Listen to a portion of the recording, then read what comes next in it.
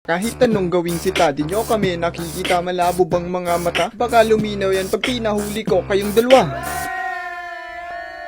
Ano daw? Wala kaming pake. Bakit nakapolo ka? Wala namang simbang gabi. Huwag kang makialam. At baka ka masuntok. Baka gusto mong makatulog kahit di inaantok.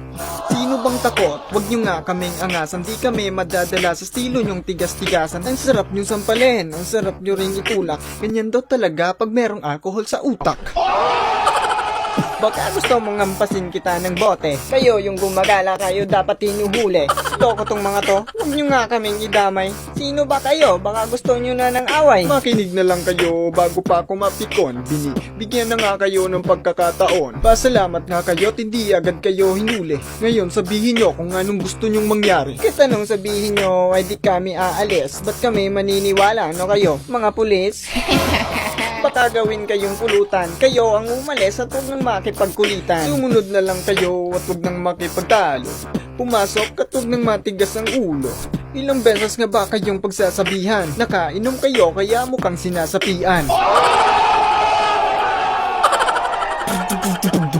Ang kulit mo, puta ka ng putak. Dami mong dadapare, gusto mo yatang masapak. Ako ang hari dito, hindi kami titigil. Kahit na magdamag kami, walang makakapigil. Huwag na kayong magkunwaring sa amin, di kayo takot. Gusto nyo lang makiinom, huwag na kayong magpalusot. Di ko kayo kilala, pero sige, ito ang baso. Lumapit na kayo kung di nyo gustong ilang paso.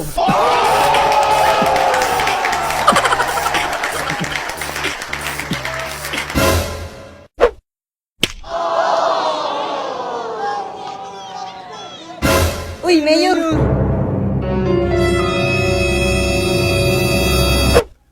Ba't kayo nagiinuman dito? Ay, hindi po, Mayor.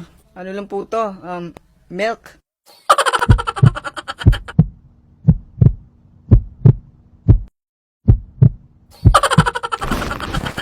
Sa totoo lang po, Mayor, wala po talaga kaming bahay. Kaya po kami nandito. Homeless po kami, Mayor. Wala kaming mga pamilya.